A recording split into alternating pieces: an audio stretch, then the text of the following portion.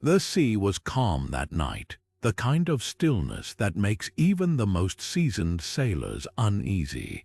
The Viking longship cut through the black water, its crew laughing, confident in their strength and the favor of the gods. Then, without warning, the waves turned violent, the sky split with lightning, and the ship was swallowed whole, vanishing beneath the surface as if dragged down by unseen hands. No storms had been forecast, no enemies were sighted, but carved into the mast, hidden beneath layers of weathered wood, was a set of runes, ancient symbols, twisted into a message no living soul could decipher. Some say those runes were cursed, that they carried a warning or perhaps a doom meant for those who dared to ignore the old ways. This wasn't an isolated tragedy. Across the centuries, Viking history is littered with disasters tied to these mysterious markings.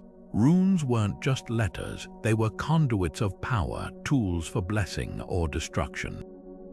Warriors etched them into weapons for victory, mothers carved them into cradles for protection, but when the wrong hands twisted their meaning, the results were catastrophic.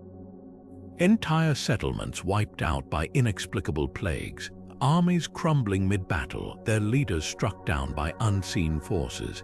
Even natural disasters, freak storms, sudden famines, were whispered to be the work of runes gone wrong, their magic turned against those who wielded them. So what made these symbols so dangerous? Who or what was behind their dark power? Tonight, we're unraveling the secrets of the cursed Viking runes, tracing their bloody trail through history.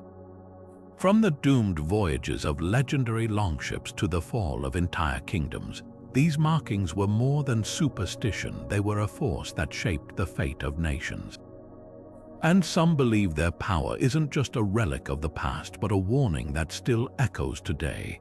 Stick around, because what you're about to discover might just change how you see history and the hidden forces that steer it. To the Vikings, runes were never just letters, they were living things, crackling with the energy of the gods.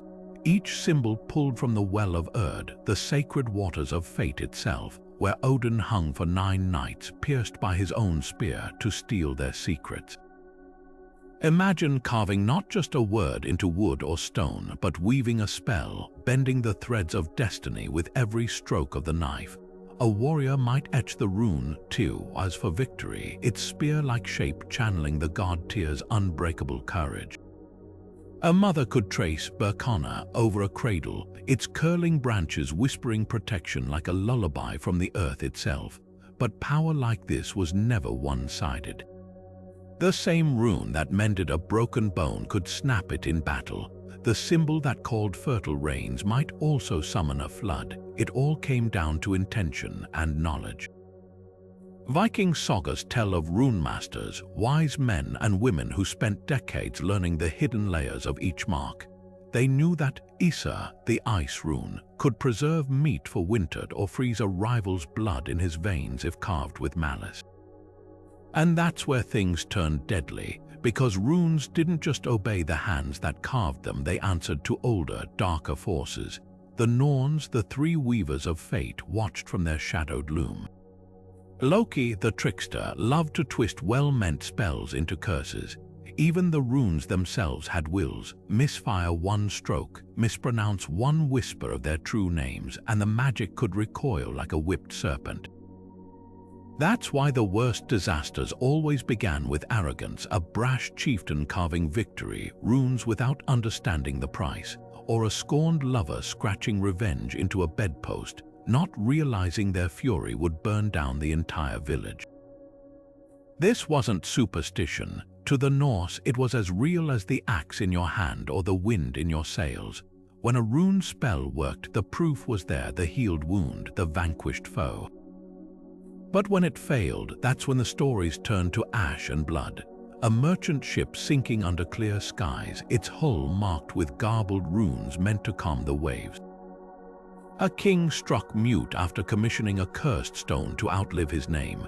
These weren't accidents, they were warnings from the gods themselves. Play with fire, and even the rune master might burn. Of all the runes whispered to carry a curse, none struck deeper fear than those linked to Nidhogg, the monstrous dragon coiled beneath Yggdrasil's roots. Where other runes drew power from gods or fate, the Nidhogg Rune tapped into something older, a primal hunger that gnawed at the very bones of the world. To carve it was to invite chaos, and in the winter of 864, somewhere in Norway's frozen valleys, someone made that fatal mistake. The sagas tell of a chieftain desperate after a lean harvest who sought a rune master's aid. Not for blessing, but for vengeance against a rival clan he blamed for his misfortune. The rune master warned him the Nidhogg Rune was no tool for mortal quarrels. Its power came from the dragon's endless gnawing, the rot that seeped upward into Yggdrasil's trunk. But the chieftain insisted, offering silver, then threats, until the rune was carved into an oak at the heart of his enemy's lands.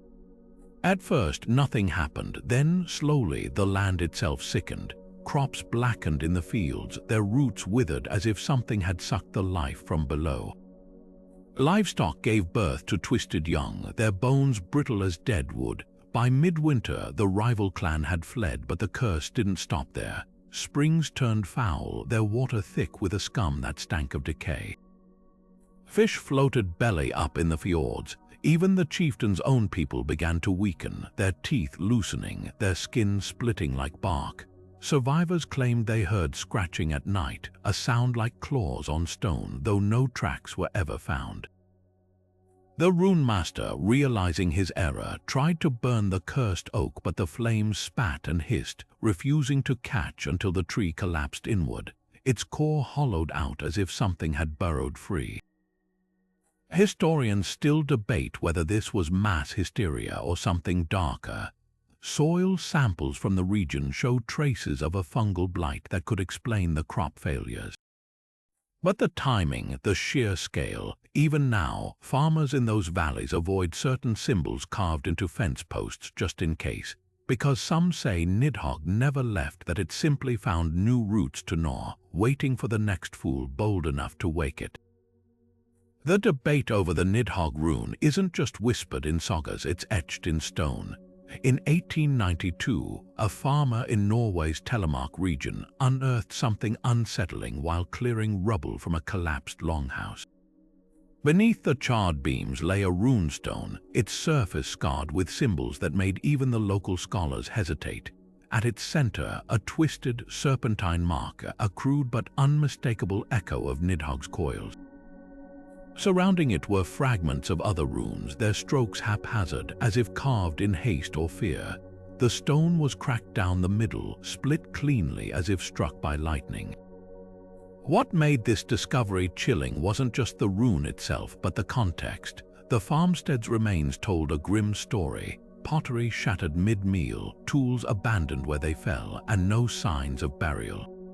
It mirrored the saga's accounts of cursed settlements, places where life didn't just end, but vanished. Carbon dating placed the collapse around the 9th century, coinciding with the period of the Nidhogg legend. But here's where historians divide. Some argue the rune was a desperate plea for protection, carved as disaster loomed. Others insist it was the spark that ignited the tragedy, a reckless invocation of forces no one could control. The stone wasn't alone. Similar carvings have surfaced across Scandinavia, often in places linked to unexplained collapses or mass graves. Near Uppsala, a runestone marked with Nidhogg's symbol was found beneath a layer of ash, its surface pitted as if eaten by acid. In Iceland, a fragment of bone etched with the rune turned up in a peat bog, clutched in the skeletal hand of a woman buried face down, a telltale sign of a restless spirit. Each discovery fuels the same question. Were these carvings curses or warnings? Modern science offers sobering clues. Soil samples from the Telemark site showed toxic levels of ergot, a fungus that infects grain and causes hallucinations, muscle spasms, even gangrene.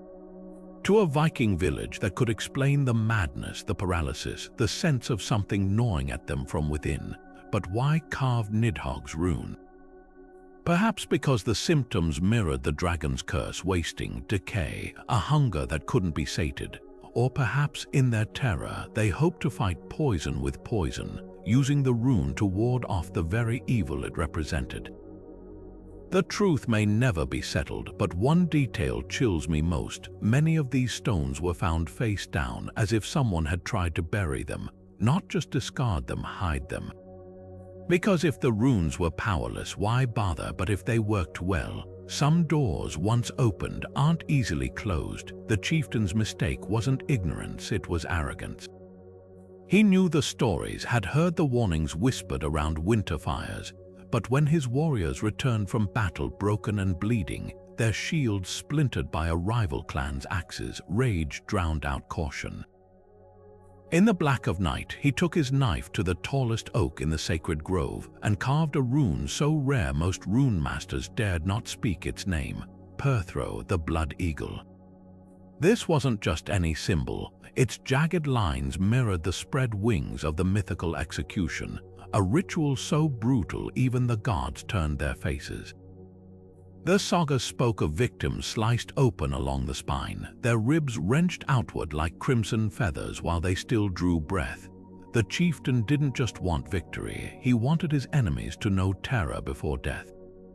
He chanted the rune's name, spitting mead onto the carving to seal the curse, and the gods answered, but not as he'd hoped. 3 nights later, screams woke his village. Not the cries of distant foes, but his own people. Doors burst inward as if torn by gale winds, though the air was still. Shadows moved unnaturally, slithering up walls like smoke-given claws. By dawn, the chieftain's hall was a charnel house. Bodies lay twisted, their backs split open in grotesque mimicry of the very rite he'd invoked. The rune-carved oak stood untouched except for fresh streaks of red weeping from its bark. Centuries later, in the marshes of southern Sweden, archaeologists unearthed a mass grave that mirrored the horror of that legend. 23 skeletons, all male, their vertebrae scored with precise cuts, rib cages splayed outward. Radiocarbon dating placed them squarely in the Viking Age. Some scholars argued it was evidence of the Blood Eagle's real-world use, a political execution meant to cow dissenters. But one detail haunted the team, a runestone found face down beneath the bones, its surface etched with a single, half-faded symbol Perthro. The stone bore no other markings, no names or boasts. Just that lone rune, its edges worn as if clutched in desperate hands. Was it a victor's trophy, a final plea carved by the dying, or something darker? Nearby settlements from the same era show no signs of war. No burned homes, no child graves, just this one pit of meticulously mutilated dead. Modern rune scholars point to an eerie parallel. In some lesser-known texts, Perthro isn't just a weapon, it's a doorway. Carved correctly, it grants dominion over fate, but inverted or broken, it becomes an offering, inviting forces that demand payment in kind. Perhaps the chieftain's error wasn't the rune itself, but his failure to grasp its price. Power like this didn't distinguish between victim and wielder, it only hungered, and in that Swedish bog, pressed into the mud beside the skeletons, researchers found one last clue, the imprint of a hand, fingers curled as if gripping something unseen. The soil there was unnaturally dark, stained with traces of iron and something else, a compound modern labs still can't identify, a reminder that some runes aren't just words or warnings. They're alive and they remember. The fallout from the chieftain's doomed rune carving didn't end with that single night of horror. Like a stone dropped into still water, the chaos rippled outward, unraveling alliances that had held for generations. Within weeks, neighboring villages began reporting eerie signs: livestock found mutilated in ways that mirrored the Blood Eagle, their ribs splayed like broken wings. Crops withered overnight, though no blight could explain it, and then the whispers started. The curse wasn't just in that grove.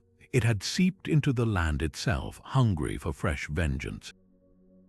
Sagas from the region tell of a decade lost to madness. A once proud Jarl, fearing his own kin, walled himself inside his hall with only ravens for company. 2 brothers, heirs to a thriving trade route, turned on each other with axes after one accused the other of carving the rune in secret. even marriages dissolved under the weight of suspicion, with wives fleeing their homes at the sight of runestones left on doorsteps, anonymous threats or desperate pleas no one could say. The Eirik saga Rother blames it all on Perthro, calling it the rune that drank reason like mead. But not all accounts point to the supernatural. Archaeological records from the area show a sharp increase in weapon injuries among skeletons from this period, along with burned longhouses clustered near contested borders. Some historians argue this was simply the climax of long simmering tensions, land disputes, failed harvests, the old grudges that fester when resources grow thin. The Blood Eagle, in this view, was a gruesome but human tactic, a message carved in flesh rather than wood. Yet one artifact keeps the debate alive. In 1987, a team excavating a Danish chieftain's grave found a peculiar burial. The man's skeleton bore the marks of the Blood Eagle, but beneath his ribs lay a small runestone unscathed, as if placed there after death, the symbol. A crumbling, half-faded Perthro, its edges smeared with a substance later identified as elderberry paste, a known offering to the dead. Was this a final apology? A ward against whatever walked the night, or proof that some forces, once unleashed, demand payment in blood across centuries? The truth may lie somewhere between. Even skeptics admit the timing is uncanny. The violence spiked after that first carving, then faded as suddenly as it began, leaving behind a land scarred but quiet. As if the rune's hunger had finally been sated, or perhaps, as the sagas warn, it merely slept. It began with a fisherman's reckless prayer. Off the coast of Iceland, where the sea churns like a beast stirring from sleep, a man named Archaeological carved the Jormungandr Rune into the hull of his boat, not for protection but for vengeance. His nets had come up empty for weeks, while his rivals brimmed with cod. The rune, a coiled serpent eating its own tail, was whispered to summon the Midgard serpent itself. Archaeological didn't believe the old warnings. He thought it mere superstition, a story to frighten children. But that night, the ocean proved him wrong. Witnesses claimed the water receded first, pulling back so far the seabed lay exposed, littered with rusted anchors and the ribs of long-dead ships. Then came the sound, a deep, shuddering groan, as if the earth itself had cracked open. The wave that followed wasn't water, it was a wall, taller than 3 longships stacked stem to stern, crowned with foam like jagged teeth. It swallowed Archaeological's boat whole, then roared toward the settlement of Fraunhofen. By dawn, the village was gone, not flattened, erased. Even the stone foundations had been scoured clean, leaving only a slick of brine and a few splintered timbers wedged between rocks. Geologists studying the site centuries later found eerie confirmation. Sediment cores from the area reveal a distinct layer of marine debris, shells, pebbles, even whalebone torn from the seabed and dumped far inland. Radiocarbon dating places this event squarely in the late 9th century, matching Icelandic chronicles that speak of a great drowning in Fraunhofen. But what chills researchers isn't just the evidence of a tsunami, it's where the wave began. Unlike typical tsunami triggers earthquakes, landslides, this one seems to have originated in unnaturally calm waters, with no seismic activity recorded that year. Local folklore offers a grimmer explanation. The Jormungandr Rune wasn't just a symbol, it was a beacon. According to the Flateyjarbók, a medieval manuscript, carving it in anger was like plunging a torch into pitch darkness. It drew the serpent's gaze. And Jormungandr, the world-encircling beast, didn't simply stir, it answered. Survivors spoke of shapes in the water that night, not waves, but coils, vast and sinuous, moving against the current. Some swore they heard hissing beneath the wind, a sound like scales dragging across stone. The rune's power lay in its duality. Properly used with offerings of silver and salt, it could grant safe passage through storms, a plea for the serpent to stay sleeping. But Archaeological had carved it in blood, his knife still wet with a rival's cut. The sagas claim that's what woke Jormungandr, not the rune itself, but the venom in the hand that held it. Today, fragments of Archaeological's story linger in Iceland's coastal taboos. Fishermen still avoid certain serpentine carvings on their boats, and if you walk the black sands near Hronhöfen at low tide, you might spot a peculiar rock formation twisted and grooved, as if something colossal once coiled there, waiting. The locals call it Jormungandr, the serpent's bench. They say if you press your ear to the stone, you can hear the sea breathing, and on stormy nights when the waves pound like a heartbeat, some swear the runes etched into nearby cliffs glow faintly green.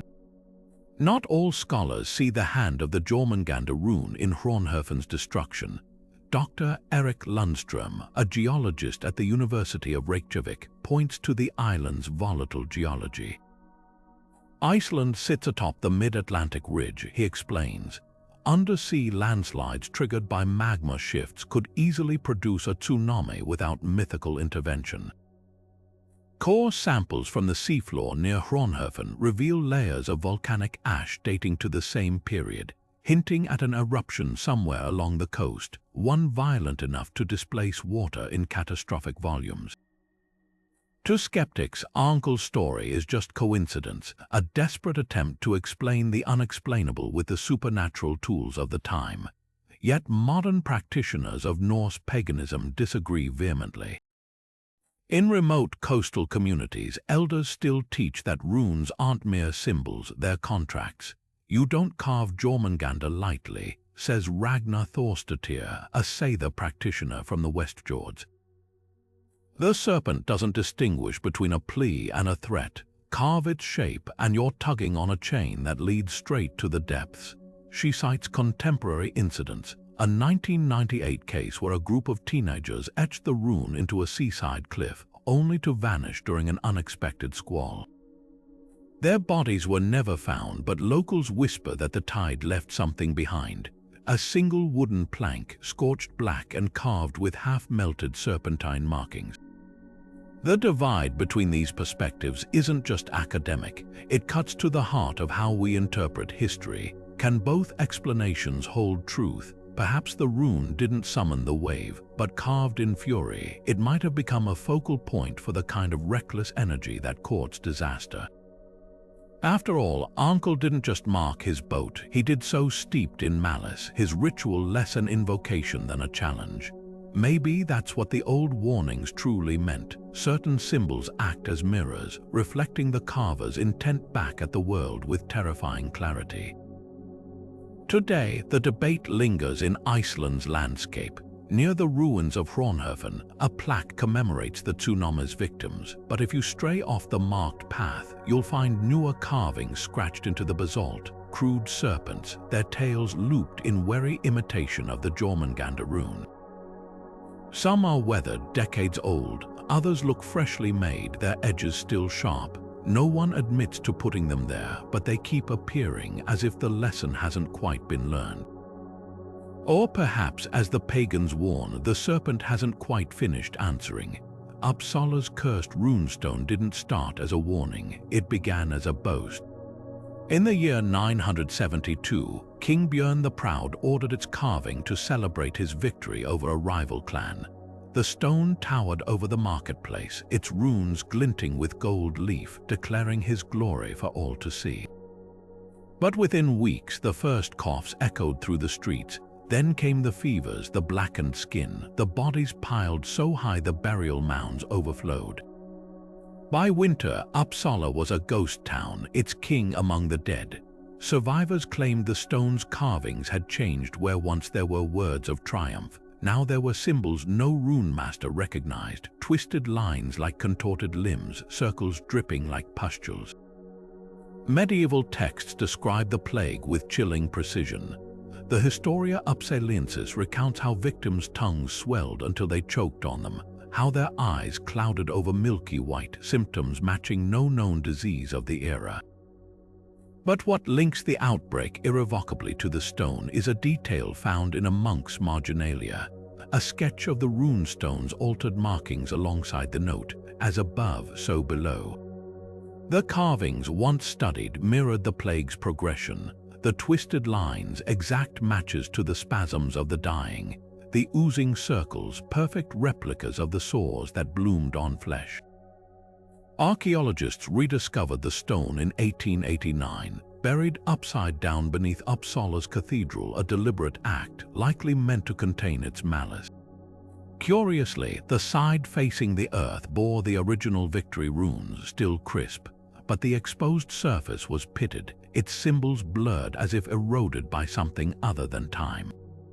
Lab tests in 2016 revealed traces of Clostridium perfringens, a bacteria causing gangrene embedded deep in the stone's pores, too deep to be contamination.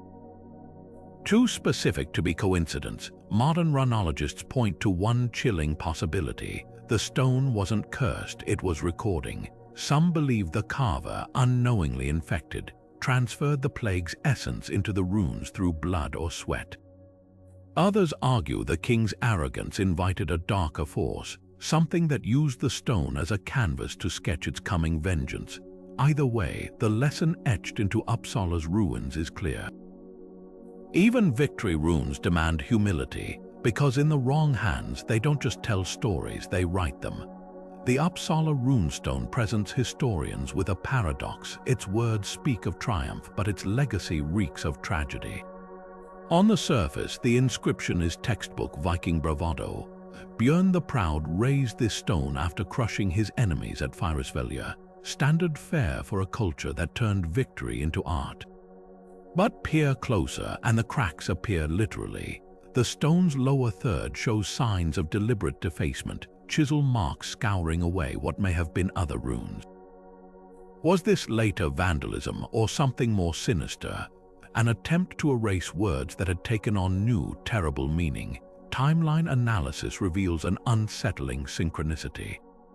Chroniclers date the plague's outbreak to just 49 days after the stone's erection. Such precision is rare in medieval records, suggesting the connection was noted even then. But here's where archaeology complicates the myth. While the Historia Uppsalensis describes the stone's carvings twisting like dying men, modern imaging shows no evidence of later alterations to the original text. The so-called plague runes may have been optical illusions, shadows cast by lichen growth, or the natural wear of iron-rich streaks in the granite, yet one detail defies easy dismissal. In 2009, forensic linguists studying the stone's weathering patterns made a startling discovery. The word crushed in Björn's inscription, Braut in Old Norse, showed unusual erosion. Not random pitting, but something that resembled bite marks. Lab analysis found traces of saliva enzymes embedded in the stone's pores, concentrated around that single verb. The implications are chilling. Could someone or something have literally gnawed at the word, as if trying to consume the king's violence? Medical historians propose a middle ground. The plague's symptoms: blackened skin, swollen tongues align with ergotism, a condition caused by moldy rye bread. Uppsala's grain stores, excavated in the 1960s, did show traces of the fungus. But why would the stone take the blame? Perhaps because Björn's victory had coincided with the last harvest. His boasting became a lightning rod for grief. The runes transformed in collective memory from celebration to scapegoat. But the stone's burial tells another story. Found face down beneath the cathedral, it was placed directly atop a layer of quicklime, a known medieval disinfectant. This wasn't casual disposal. It was a ritual, a quarantining of something perceived as infectious. The lime had preserved an imprint of the stone's underside, revealing faint, never-documented runes along its base. Too weathered to fully decipher, they include a repeated symbol resembling Thjorisaz, the thorn rune often associated with malicious curses. So was the stone originally malevolent? Or did it become a vessel for the terror that followed? The answer may lie in the one detail both scientists and mystics agree on: context shapes power. A rune carved in pride during a drought is different from one etched in reverence during plenty. Björn's stone stood at a crossroads of climate stress, of political tension, of a community primed to see omens everywhere. Whether the curse began in the rock or the minds of those who feared it, the result was the same. Sometimes the most dangerous magic isn't in the carving but in the believing. The skald's name was Hrolld Ice Tongue, and his vengeance began with a song. When Jarl Sigurd denied him land, calling his verses as empty as a winter sky, Hrolld didn't reach for an axe, he reached for his knife. Under the bloated moon of the winter solstice, he carved a single rune into the trunk of the village sacred ash tree. Isa, the ice rune, but inverted, its lines twisted like frozen roots. He sang as he carved, his voice threading the rune's name into a lament for the sun. The next morning, the villagers found the tree glazed in ice so thick it shattered axes, and winter didn't end. Spring came late that year, then later the next. By the third year, the fjords never thawed at all. Cattle died in their pens, their breath frosting over mid-bellow. Fishermen starved as the sea locked solid a mile from shore. The sagas call it Hrolld's Fimbulwinter, a 3-year freeze that matched the mythic prelude to Ragnarök. But this was no legend, it left scars in the land itself. Dendrochronologists studying oak beams from Danish longhouses made a chilling discovery. Tree rings from the mid-10th century show abnormal narrowing, not just one harsh winter, but a sequence of stunted growth periods. One sample, taken from a farmstead near Hrolld's alleged home, has rings so tight they're nearly invisible. Climate models suggest temperatures dropped roughly 5 degrees Celsius below average, enough to devastate crops, but not explain the localized brutality of Hrolld's curse. Yet dig deeper and the puzzle grows. Ice cores from Greenland show no matching cold spike, meaning this wasn't a global event. Soil samples from the cursed village reveal something eerier. Layers of wind-blown silt devoid of seeds or pollen, as if the very air had turned barren. Folklorist Dr. Elin Vestergaard notes a pattern in surviving accounts. Victims didn't just freeze, they desiccated, their skin cracking like parched earth even as frost coated their lips. Was this the inverted Isa's doing? The rune normally preserved meat, wounds, even alliances when carved with respect. But flipped and fueled by spite, it may have warped its own nature. A 14th century grimoire warns that inverted runes drink what they once guarded, turning ice from shield to thief. Hrolld's village ultimately burned the ash tree, but the sagas claim the flames turned blue and cold, and the skald's body was never found. Just a single rune shaped hollow in the ice, as if something had stepped through. Today, farmers in the region still watch for old ash trees with unnatural frost scars. Because some winters aren't just weather, they're answers. Modern climatologists have a name for Hrolld's 3-year winter, a volcanic winter. Ice cores from Greenland and Antarctica reveal a massive eruption around 940, likely Iceland's Eldjárn fissure, which spewed enough sulfur dioxide to blot out the sun across the northern hemisphere. Tree rings from Ireland to Siberia show stunted growth during this period, matching the saga's timeline. Even the Anglo-Saxon Chronicle describes a blood-red sun and failed harvests, symptoms of airborne ash scattering sunlight.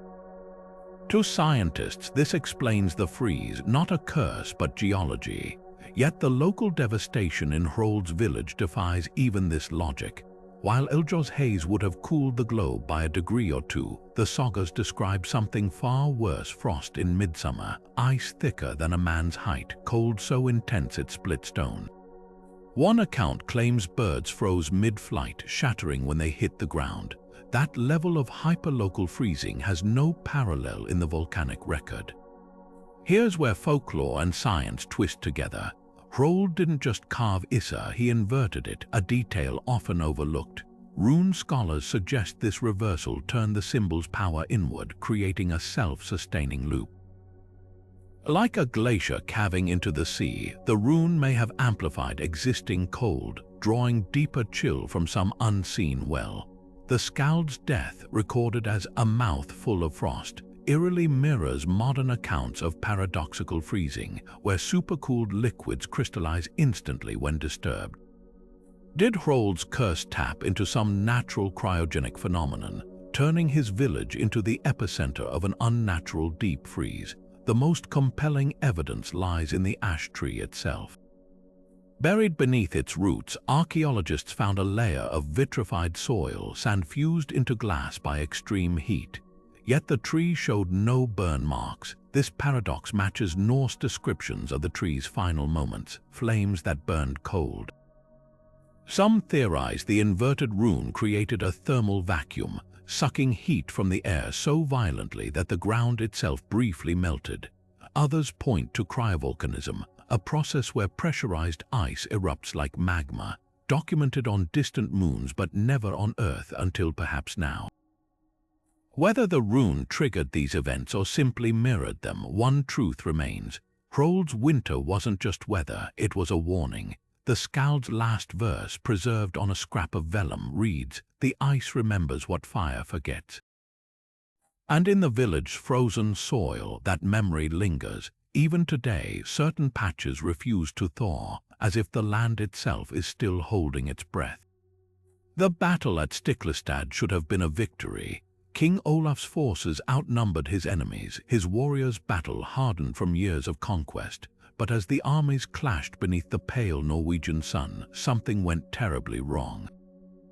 The sagas tell of shields splintering like rotten wood, of swords turning in their wielders' hands as if pulled by unseen strings, and at the center of it all a runestone, its carvings pulsing with a sickly amber light.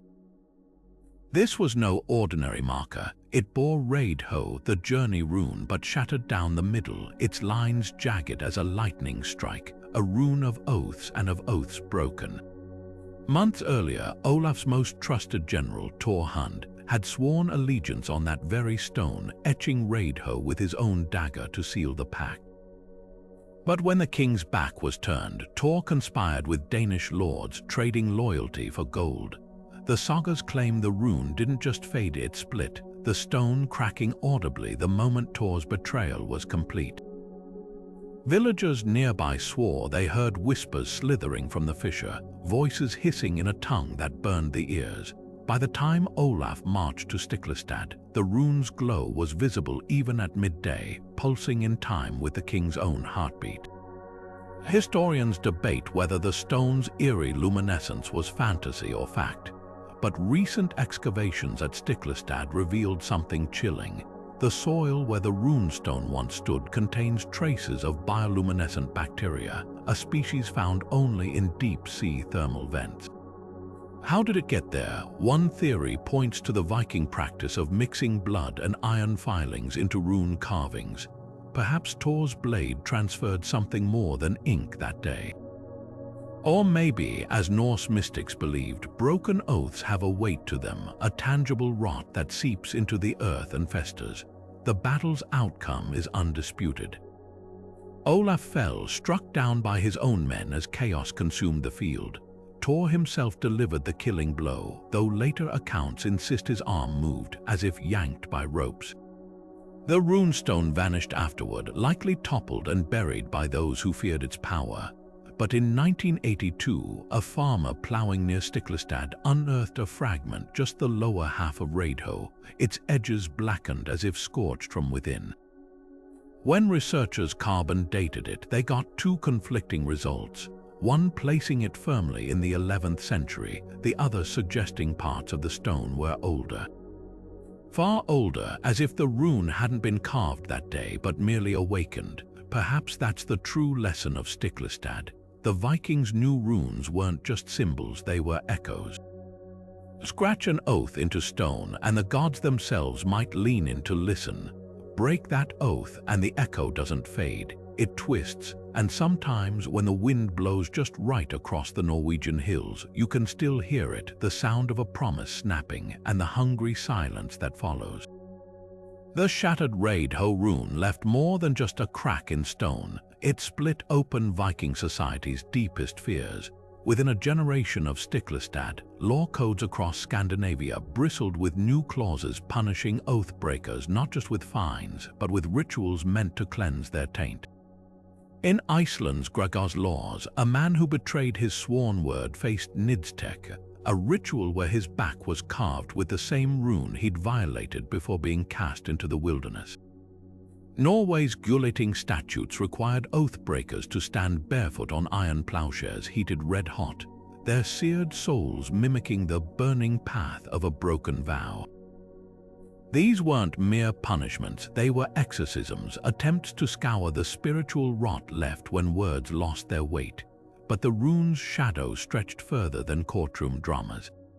Skalds transformed Olaf's fall into a grim ballad called The Stone's Lament, sung at gatherings for centuries. Its verses describe the king's corpse refusing to decay until Thor Hund returned to the battlefield, clawed at the dirt with bleeding hands, and whispered an apology to the earth itself. Folklorists found fragments of this ritual preserved in remote villages as late as the 1800s. Children playing Oath Maker would press their palms to mossy stones, chanting, "I take it back," to avoid the glowing sickness said to haunt liars.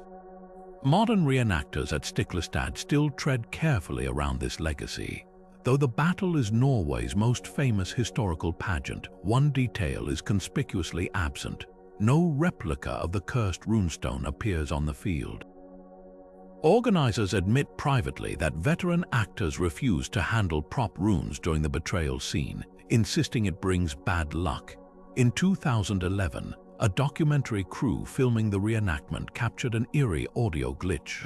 Just as the actor playing Thor raised his sword against Olaf, every microphone picked up a low crackling noise like ice splitting underfoot. The sound vanished when reviewed later, but the crew returned to find their equipment strewn about, batteries drained dead despite being fully charged.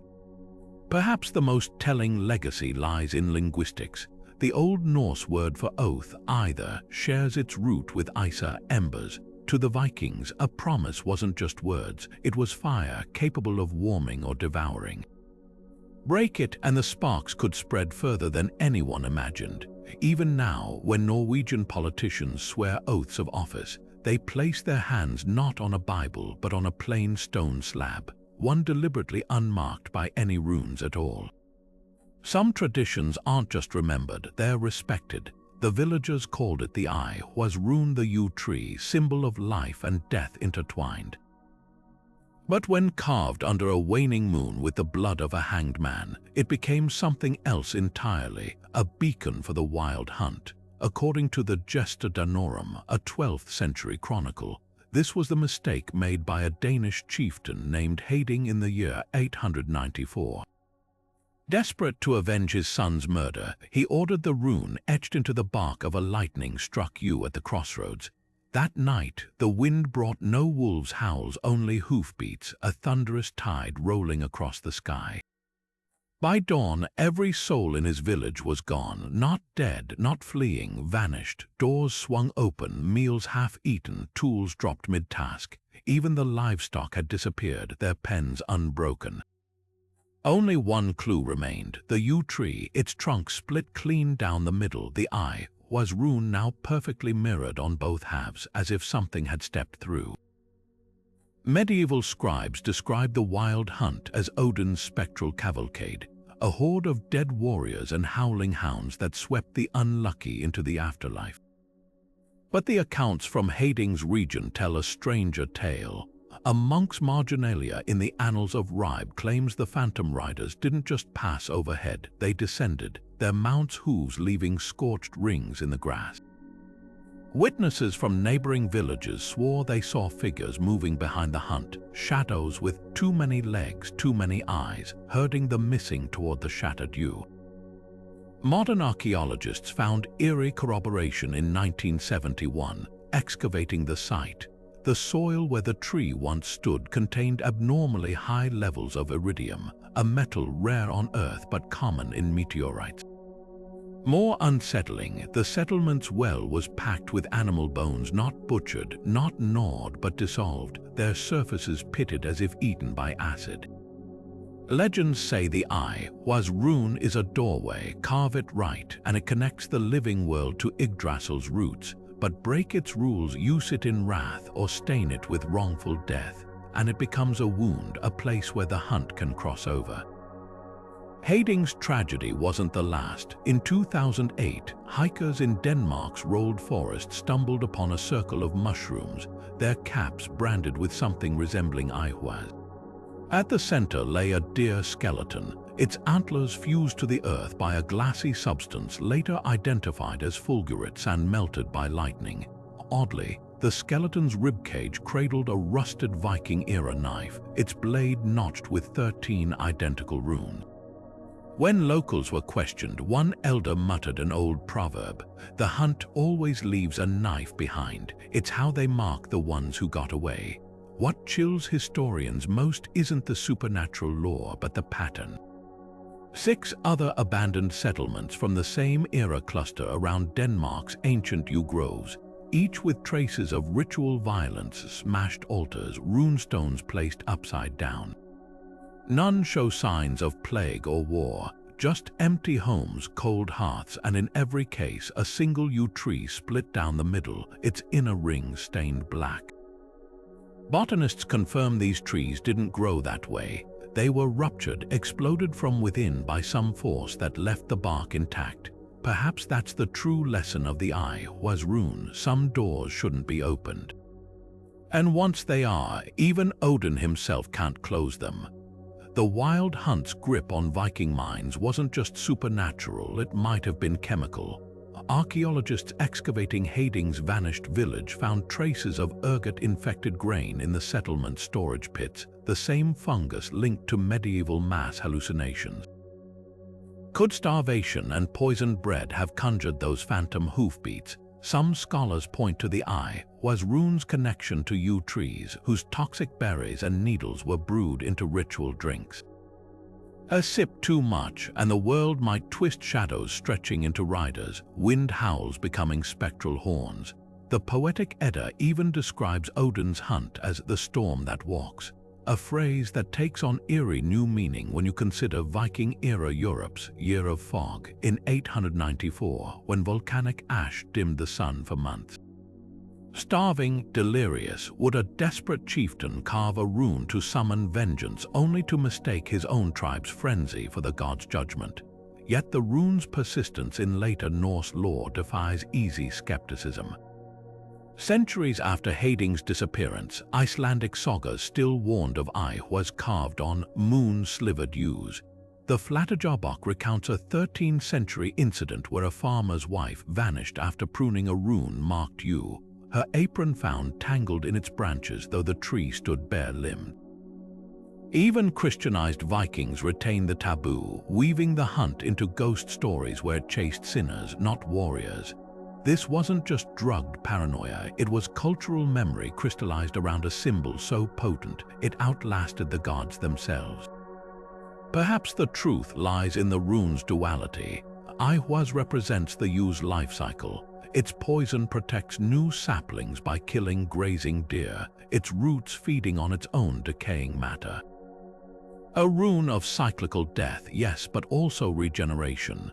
Maybe the villagers didn't vanish, maybe they became the hunt, their fear and fury transmuted into something that still rides the storm clouds, waiting for the next fool to carve the door open. After all, the last man to see Heyding claimed his eyes weren't terrified as the shadows took him, but recognizing, like he'd finally read the rune's true meaning. The hoard glittered under the torchlight, a king's ransom in twisted arm rings and hack silver. All stolen, all drenched in blood. The raider who'd taken it, a swaggering brute named Keveld, didn't notice the rune at first. It was tiny, almost hidden beneath the filigree of a Frankish chalice, Fehu, the wealth rune, but its lines were frayed like roots rotting underground. Keveld laughed when his seer warned him, tossing the man a coin as if to mock the gods themselves. Within a month, the gold had claimed its first life, his own brother, strangled in his sleep for a larger share of the loot. Then the nightmares began. Men spoke of a figure in the dark, its fingers dripping molten gold, whispering names around the campfires. One by one, Keveld's crew turned on each other, their eyes hollow with sleeplessness, their hands twitching toward their knives even at mealtimes. The sagas call it Gullveig's curse, named for the sorceress whose burning by the gods unleashed greed itself into the world. But this was no myth. In 1886, a farmer in Herjedalen stumbled upon the physical proof, a burial pit crammed with skeletons, their bones tangled like snarled roots, each skull bearing a single coin fused to the forehead by heat no blacksmith could replicate. The so-called Herjedalen hoard wasn't just wealth, it was a graveyard. Archaeologists catalogued over 200 artifacts, Arabic dirhams, Celtic brooches, even a shattered Byzantine icon. But the real horror lay in the dirt. Soil samples revealed traces of mercury, a metal the Vikings associated with madness, pooled beneath the bodies as if poured in ritual. Worse yet, every piece of gold bore microscopic scratches, not wear from trade, but deliberate gouges forming the same broken Fehu rune. Forensic anthropologists confirmed the cause of death for most wasn't violence but starvation. These men had died surrounded by treasure, too paranoid to spend a single ounce of it. Modern runologists recognize the pattern. Fehu normally symbolizes prosperity earned through honorable labor. But carve it on stolen wealth, and the energy inverts, twisting abundance into obsession. Kveld's fate was sealed the moment he ignored the rune's first warning. The chalice that bore it was Frankish, yes, but the carving was distinctly Norse. Someone had tried to cleanse the curse before him and failed. Today, the Herjedalen hoard sits in a Stockholm museum, its display case lined with rowan wood, an old ward against greed's ghost. But locals swear that on certain nights, if you press your ear to the glass, you can hear the faintest sound like coins scraping against bone. The Stockholm Museum curators don't call it the cursed hoard to visitors, not officially anyway. But in the staff break room, that's another story. One conservator chuckles as he recounts the time every single light in the exhibit flickered out during a routine inspection, only to flare back on moments later, revealing a single coin from the Herjedalen display rolling slowly across the floor. Coincidence, says the museum's director firmly, yet even she admits the hoard seems to attract oddities. A night guard's logbook describes shadows pooling unnaturally around the case after midnight, though security footage shows nothing. A janitor insists his mop water turns faintly gold when he cleans near the exhibit, a claim lab tests can't explain. And then there was the intern who pocketed a replica coin for luck only to return it the next day, her fingers blistered as if she'd clutched a hot poker. Psychologists call this the nocebo effect, when belief in a curse manifests real symptoms. But is it really that simple? Dr. Lena Hofstad, a cultural anthropologist who studied the hoard's impact, notes something peculiar. Staff who mock the curse suffer no mishaps, while those who dismiss it outright seem to encounter the most bad luck. One skeptical researcher, determined to prove the curse a myth, tripped and broke his wrist mere steps from the display. His injury, a spiral fracture, the same pattern as the twisted Fehu rune etched into the stolen chalice. Yet the hoard's influence might run deeper than superstition. In 2019, a team analyzing the gold's composition made an unsettling discovery. The metal contained trace amounts of atacamite, a copper-based mineral that forms in arid climate, except this hoard was buried in Sweden's damp soil for over a millennium. The only logical source, the coins had been touched by someone with chloride-rich sweat, possibly from prolonged handling, but the levels were impossibly high, as if dozens of greedy hands had poured at them for centuries. Stranger still, the atacamite formed microscopic tendrils resembling the same broken rune. Perhaps the most telling detail comes from the museum's guestbook. Pages filled with doodles of spirals and tangled lines, often drawn unconsciously by visitors after viewing the hoard. One child's scribble was unmistakable, a lopsided Fehu, its lines fraying at the edges. When asked why she drew it, she shrugged. The gold was whispering. The curator on duty that day promptly moved the guestbook to another room. Some traditions, it seems, aren't just remembered. They're inherited. The skald's fingers trembled as he clutched the runestone, his throat working soundlessly. Moments before, he'd been chanting a battle hymn to steel his king's warriors until his gaze caught the odd symbol scratched into his drinking horn. Dagaz, the Dawn Rune, but its lines were broken, its angles jagged like a scream frozen mid-air. The sagas called it Archaeological, the voice thief. By nightfall, the skald's tongue lay heavy as stone, and the king's army marched into slaughter without their words of power. This wasn't just superstition. Modern linguists studying the Hawksbach manuscript found a chilling detail. The mutinous always struck after the victim recognized the rune, as if the symbol itself demanded acknowledgement before claiming its price. Medieval chronicles describe identical symptoms: warriors mid-battle suddenly gripping their throats, their shouts dying as if swallowed by an unseen hand. But here's where science and myth collide. Neurologists recognize these accounts as textbook conversion disorder, where trauma manifests as physical symptoms, like losing one's voice before a fight the mind fears to face. Yet the sagas insist the rune's victims weren't just frightened, they were marked. In 2014, archaeologists excavating a Swedish battlefield uncovered a skeleton with a rusted amulet around its neck. Inside, a sliver of bone etched with the broken dagaz.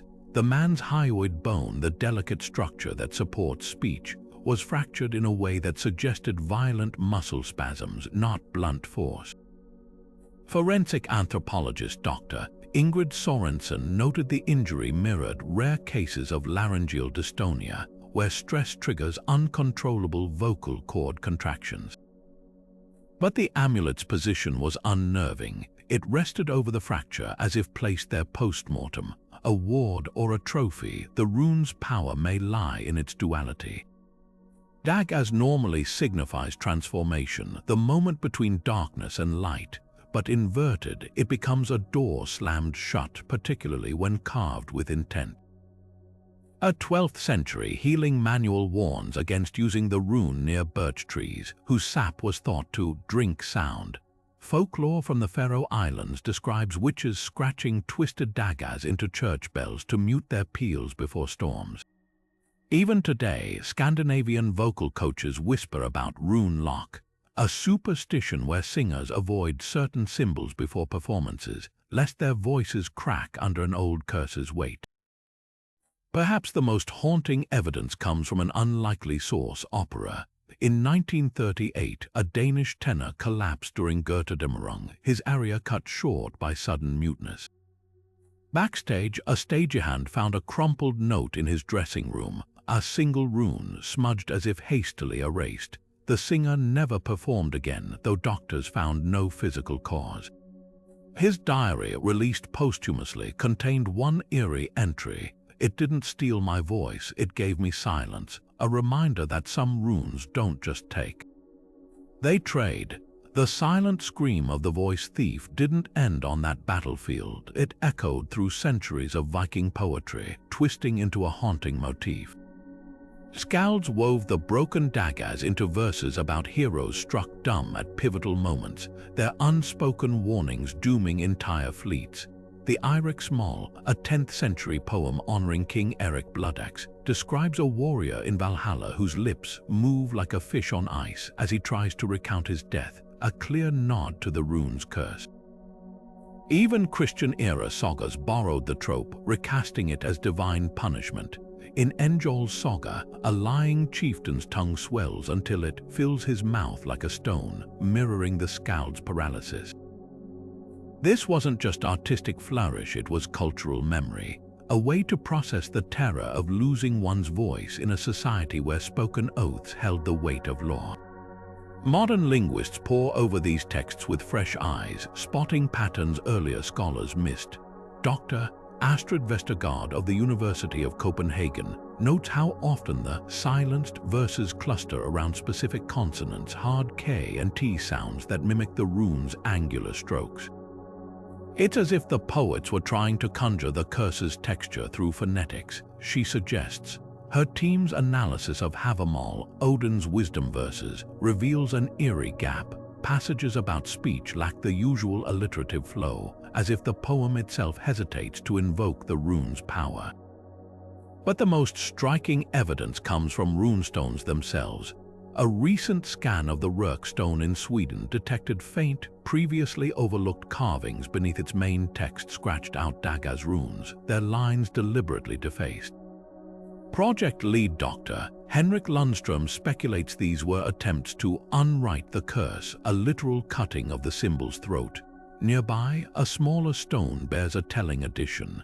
A later hand carved a bird over the erased rune, its beak open in a silent cry. Some traditions don't fade, they adapt. Today, the legacy of the voice thief lingers in unexpected places. Scandinavian heavy metal bands like Enslaved weave broken rune motifs into album art, their growling vocals a deliberate rebellion against silence. Speech therapists in Reykjavik report patients with psychogenic muteness often doodle tangled lines resembling daggers during sessions. And in remote Faroes villages, fishermen still avoid whistling at sea, not for superstition but respect. As one elder put it, the wind remembers old curses. Better to let it carry your words than steal them back. The shield wall was supposed to be unbreakable, a fortress of oak and iron that had weathered 100 battles.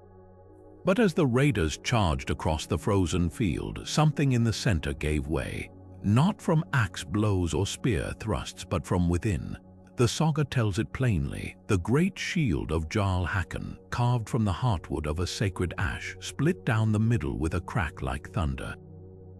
And with it, the line shattered. Men who had stood firm against waves of enemies now stumbled back, their courage dissolving like ice in fire. By nightfall, the field belonged to the crows, and the rune carved into Hakon's shield, Alge's, the elk's antlers, a symbol of protection, was found in 2 pieces, its lines smeared with something darker than blood. Battlefield archaeologists digging near modern-day Trondheim uncovered grim evidence that mirrors the saga's account. A cluster of skeletons lay in a tight semicircle, their shields splintered inward as if the men had been pushing against an unseen force. Most telling, the shields showed no axe marks or spear gouges, just fractures radiating from their centers like porcelain dropped from a great height. Forensic analysis revealed something even stranger. Traces of a sticky, resin-like substance along the breaks, later identified as fermented birch sap mixed with iron filings. To a Viking, this was no accident, it was alchemy. The Alge's rune, when properly prepared, was said to make shields drink blows like mead. But if the sap soured or the carver's intent wavered, the protection inverted, turning the wood brittle as old bone. Among the bones, one skeleton stood out, a towering figure sprawled atop a pile of splintered shield fragments, his ribs cradling a rusted amulet. Inside, a sliver of ash wood bore half a rune, its edges blackened as if burned from within. The other half was never found, though local legend claims it washes ashore after storms, still glowing faintly in the dark. Modern material scientists have tried to replicate the shield's failure. Their findings, Viking shields treated with fermented sap, do show unusual stress fractures when exposed to sub-zero temperatures, exactly the conditions described in the saga. But physics can't explain why only Hakon's shield split first, or why his men broke ranks instead of closing the gap. Perhaps the answer lies in the Havamal, where Odin whispers, "A rune is a question, not an answer. Carve it and the gods will reply." That day at Trondheim, the gods' answer was clear. Some protections aren't just broken, they're revoked. Even now, reenactors avoid carving alges on their shields. Not out of superstition, they claim, but respect, because sometimes history's echoes carry more than just warnings, they carry weight. The broken shield at Trondheim wasn't just a tactical failure, it was a crisis of faith. Modern military historians point to simple explanations. Hakon's men had marched for days through sleet, their hands numb on frozen shield grips. The front line, packed too tightly, couldn't pivot when the enemy flanked them. Even the legendary Alge's rune couldn't compensate for exhaustion or poor spacing. but to the Vikings watching their wall crumble that day, the truth felt supernatural. Consider the mindset of a warrior who'd spent his life reading omens in raven flights and sacrificial entrails. When Hakon's shield, carved from an ash tree blessed by the gods, split cleanly down its rune-marked center, it wasn't just wood breaking. It was a covenant snapping. Norse sagas are riddled with such moments. A sword shattering mid-swing foretold a dynasty's fall. A suddenly silent war horn signaled Odin's withheld favor. The Flatterjobok describes panic spreading like wildfire through dry grass when sacred symbols failed, not because Vikings were naive, but because their world blurred the lines between material and mystical. A cracked rune didn't just mean bad craftsmanship, it meant the gods had turned their backs. Archaeological evidence adds eerie nuance. Among the Trondheim skeletons, one warrior's remains clutch a small bone die carved with the same broken alges symbol, likely a ritual object used to divine battle luck. Forensic analysis shows it was rolled repeatedly in his final moments, the edges worn smooth with desperate friction. Nearby, another body lies with its shield deliberately placed over its face, a burial practice typically reserved for those who died dishonorably. These aren't the marks of rational soldiers accepting defeat. They're the remnants of men who believed they'd been betrayed by the very forces sworn to protect them. Yet the battlefield soil tells a parallel story. Soil compaction studies reveal the shield wall's center stood on waterlogged ground, a tactical oversight that would have made the formation unstable even without supernatural intervention. Fatigue markers on the bones suggest many warriors hadn't slept properly for days. Even Hakon's famed ashwood shield, when examined by dendrochronologists, showed signs of improper curing. The fermented sap meant to strengthen it had instead crystallized in the cold, creating weak points. In other words, the rune didn't fail, the humans did. Perhaps that's why this moment haunts Viking history so deeply. It lives in the liminal space between fact and fear, where every logical explanation still feels incomplete. Because even if you dismiss the mysticism, one question lingers. Why did the line break there at the precise spot where the sacred symbol shattered? Coincidence doesn't explain how dozens of hardened warriors simultaneously lost their nerve. Maybe the answer lies in the Völuspá, where the seeress warns that omens are mirrors, not makers. The rune didn't doom Hakon's men, it simply showed them the doubt they'd already carried into battle, and in the end that was enough. The wedding feast should have been a celebration for the ages. Torches blazed in the hall, their light catching the golden threads of the bride's gown and the intricate Wonjo runes carved into the mead cups, symbols of joy binding the couple's fates as tightly as the ribbons around their clasped hands. But when the groom raised his cup to toast, the runes darkened, their edges splitting like dry bark. Then came the sound, a groan deep within the hall's foundations, as if the earth itself recoiled. Before the revelers could rise, the roof collapsed inward, burying laughter beneath timber and stone. Centuries later, archaeologists excavating a Gotland burial mound uncovered the grim aftermath. The site wasn't just a tomb, it was a snapshot of interrupted revelry. Plates still held petrified remnants of roasted boar. A silver brooch lay near skeletal fingers, its pin half-fastened, as if the wearer had been adjusting it when death struck. Most telling, the charred remains of a carved oak beam, its runes twisted Wonjo symbols, their curves bent into cruel hooks visible beneath the soot. The sagas name this tragedy Skirfnung's doom, after the bride whose tears supposedly cursed the runes. Modern science offers a darker insight. Soil samples reveal the hall stood atop a sinkhole, its limestone bedrock weakened by underground streams. The cursed runes, when analyzed, showed traces of fermented honey likely from spilled mead seeping into the wood, accelerating rot. But folklore insists the disaster wasn't mere geology. The Gutta saga claims the groom had carved the runes himself, ignoring warnings to use a runemaster's hand. His Wonjo wasn't a blessing but a boast, its lines uneven with arrogance. Perhaps the cruelest twist lies in the excavation's smallest find, a child's ivory rattle, buried beside a woman's skeleton. Its surface bears not Wonjo but Berkana, the rune of motherhood. A last-minute addition, a desperate correction, the answer died with them. Today, Gotland's brides still avoid carving runes into wedding ale horns. Some traditions aren't just customs. They're lessons written in bone. The collapse of that Gotland wedding feast didn't just end a celebration, it rewrote Viking marriage customs for generations. In the decades that followed, Norse brides and grooms became wary of carving runes into wedding gifts, fearing the same arrogance that doomed Skirfnung's Hall. But they didn't abandon symbols altogether. Instead, they turned to subtler tokens, iron rings etched with Othala, the rune of ancestral bonds, hidden under cloth wraps until vows were sworn. Mead was poured into plain horns, but beneath the bridal bench, someone would bury a single Berkana carved pebble, a silent plea for fertility, far from prying eyes. This superstition wasn't unique to the Vikings. Half a world away, Byzantine brides clasped molybdenum lead plates during ceremonies, watching for cracks as the molten metal cooled, a sign the union was ill-fated.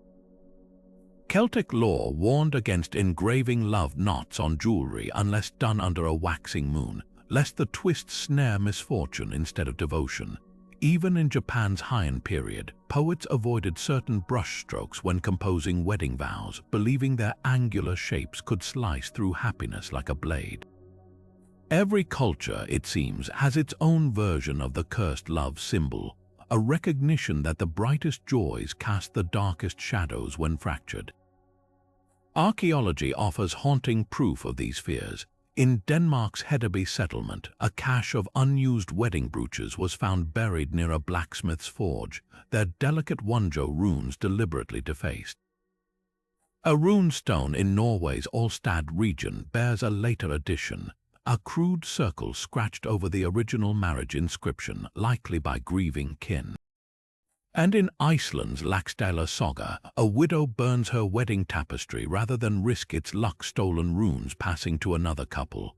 These weren't acts of mere grief. They were rituals of containment, attempts to seal away magic gone awry. Yet the most poignant legacy lies in what the Vikings didn't do. Unlike battle runes, which were proudly displayed on shields and swords, marital symbols retreated into the private sphere. A groom might whisper a jibo, the gift rune, into his bride's ear rather than carve it where others could see. Birch bark love notes discovered in Bergen's archaeological digs show runes written in reverse, a tactic meant to shield their power from envious spirits. Even the Eddas, typically brimming with magical bravado, grow reticent when describing wedding charms, as if some knowledge was too dangerous to commit to parchment. Modern couples still grapple with these echoes. Scandinavian brides often sew protective runes into the hems of their gowns, invisible to guests but palpable to the wearer. A tradition in rural Sweden involves pressing a Thurisaz-marked nail into the wedding threshold not to curse, but to prick the arrogance of any who might mimic Skirfnung's fatal pride. And when Icelandic newlyweds toast with mead today, they tap their glasses twice before drinking, once for joy, once to ward off the old hunger of broken runes. Because love, like magic, thrives best when tempered by humility. Some warnings aren't written in stone, they're whispered in the space between heartbeats where only the careful can hear. From the blood-soaked battlefield of Stiklestad, where the shattered Raid-Ho rune turned oaths into graves, to the icy grip of Hrold's inverted Issa that stole 3 summers from a starving village, these cursed runes didn't just whisper disaster. They screamed it. The Jormungandr Rune summoned waves that swallowed entire towns. The twisted perthrow carved into an oak tree left a chieftain's hall piled with bodies, their ribs splayed like grotesque wings. And who could forget Uppsala's plague stone, its golden victory runes twisting into pustules that mirrored the dying? These weren't mere symbols. They were contracts with forces even the Vikings feared to name. Yet the most unsettling truth lies in the pattern. Time and again, these disasters weren't random, they were invited. A skald's pride, a lover's spite, a king's greed the runes didn't corrupt. They revealed, like a blade held to a throat, they showed what happens when power outruns wisdom. The Nidhogg Rune didn't rot that valley because it was evil. It did so because a man thought the dragon's hunger could be his tool. The Ihwa's Rune didn't summon the wild hunt from malice. It opened a door left ajar by vengeance. So here's the question that lingers like fog over a burial mound. Were these runes truly cursed, or were they mirrors reflecting back the darkest corners of the hands that carved them? The sagas don't give easy answers, only warnings etched in bone and ash. Now it's your turn. Which of these rune curses sent a shiver down your spine? Was it the voice thief's silent daggers, or fair whose gold that fed on greed? Drop your thoughts below, but maybe think twice before testing their power on your next woodworking project. Some doors once opened aren't so easily closed.